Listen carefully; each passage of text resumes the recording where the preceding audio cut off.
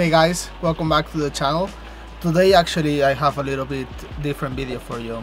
I was getting ready for my summer holiday in some riding trip, as most of you might be experiencing right now.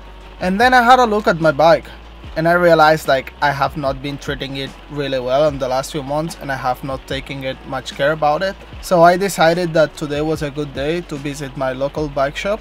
It's a NewBikeShop in Kolding, and they have a great service, and I decided that I'm gonna visit them and ask them if they can work a little bit on my bike. Probably the mechanic will get a little bit angry with me because it's always the same story, you know, you use your bike, then you take it to the workshop and they're like have to fix all the problems that you cause. But hopefully they won't be really harsh with me. And yeah, the idea of today is to showcase how a bike shop gets a bike ready for the summer season. What do they check? What do they look for? What do they think is important to keep an eye on? And there's sure a lot of stuff that we can learn from. So I'm gonna go in and yeah, ask them if they can help me. Let's get into it. So I just arrived to the shop. I'm gonna give them the bike and they're already looking at me like I don't think this is gonna end up well. Not really happy because yeah, to start the bike it's dirty and I know mechanics don't like that. So what do you think so far? Well, we're gonna have a look, and it's a bit dirty, but we'll see what we can find. Yep.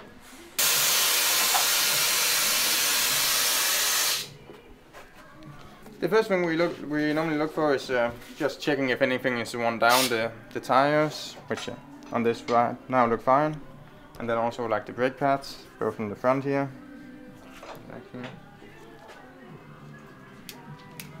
Pretty much just what's easy to see in the first. Like a overall visual inspection, yeah. Right? Okay. And then also check if anything's worn here with the chain, but nothing's worn. It looks fine. And then something like the spoke tension, if it's fine all the way around, or if any spoke has broken. It seems fine. Just also a basic brake check, see if there's pressure. Everything feels fine. And also the gear shift as it should. Now it's when you start yelling at me. Yeah. It's hasn't received too much oil, so it's a bit rough. You can also hear it's a bit noisy when it shifts. Yes.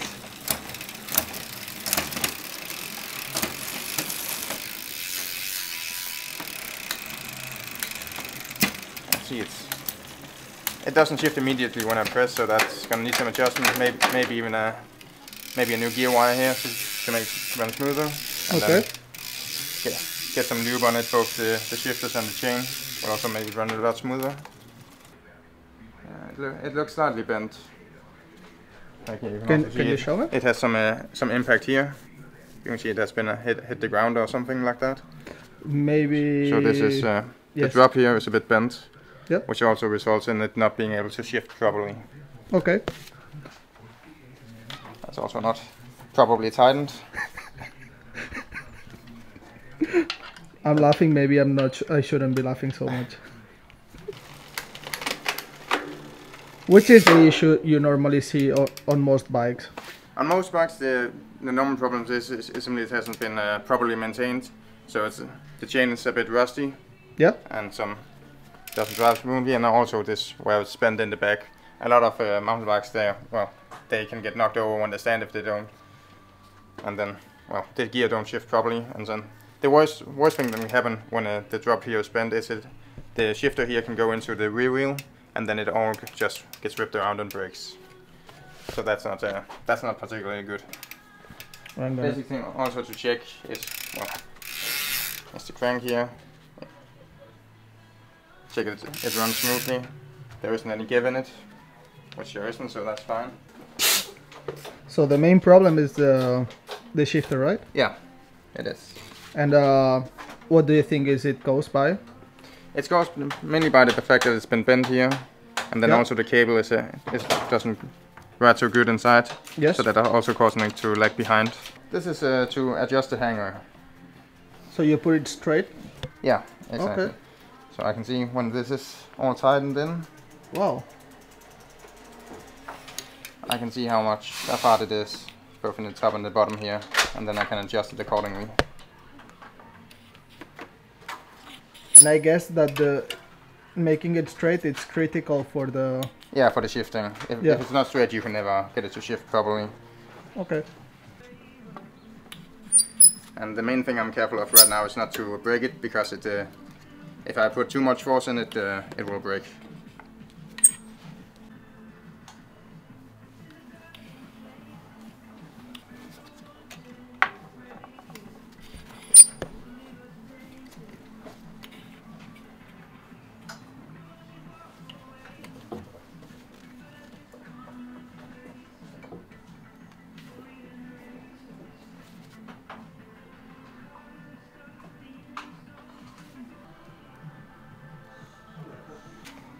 Yeah. So, goodbye. It didn't look really nice, that cable, right? No, it was a bit rough. New cable. Yeah, and then before I insert it, I just Any a tip? bit of lube down here, just so it runs a bit smoother, and also protects it from water, So it won't corrode. you put it straight into the housing, right? Yeah. Okay.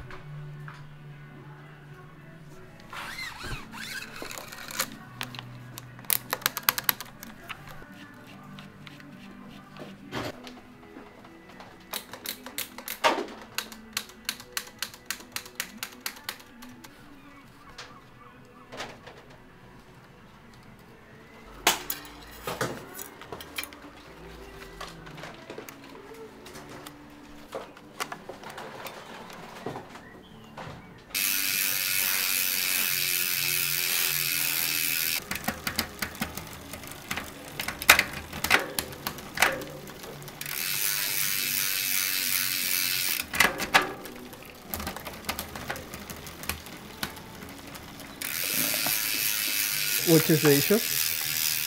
The cable, the housing here, it has corroded somewhere inside, so the wire, it gets stuck on there. So we need to change the housing as well as the wire. Which are the main reasons why a housing can get... Because some water or moisture get in there, and then it just lays there, and then it corrodes the inside of it. Any tip on preventing or extending the life of the housings? No, as I did when I shifted the wire, as soon as you get some oil or lube in there, it can prevent it from doing that.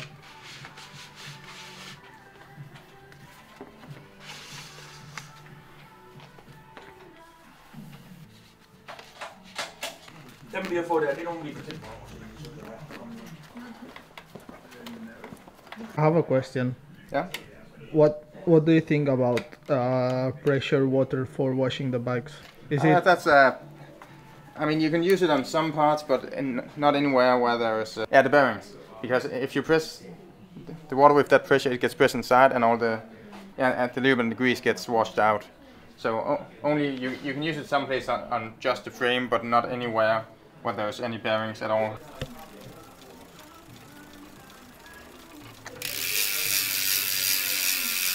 Which kind of lube do you recommend?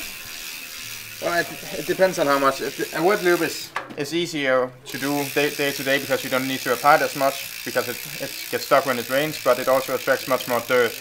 Whereas a dry lube, as it's in the name, it dries in, so it doesn't attract the same amount of dirt. But if you're out in a lot of rain and bad weather, you need to apply it more often. What do you normally put in your personal bike? On my own, I've used Real Life lube.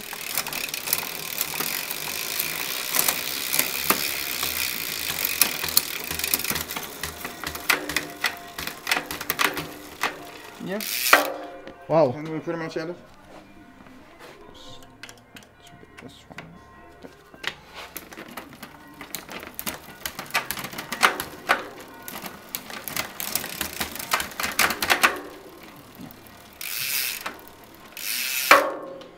Yeah. And then you're ready to go again. When was the last time you had the suspensions serviced? I don't know. Why? It's a good idea. You should definitely go. We normally say 100 hours, you should need a full service on both of them, because otherwise it'll break, and then it'll be much more expensive than just a service. You'll need to change also the parts many times. Okay, so I think I know someone that can help me with this. I have to make a visit to my friend Matthias in Bike Toys. Yeah, and the next video I'm gonna show how to make suspensions both in the front and in the back. And as a wrap up, can you say basically what we did today? Today we just did a pretty much normal service. We checked the bike, see if any parts of it are worn, checked the spokes, all fine, and the tension is fine. Then we gave it some lube, the different parts, and then we did a bit more extensive on the shifters here, where we changed both the housing and the wire, and we also adjusted the gear hanger. So now it runs smooth. Thank you very much.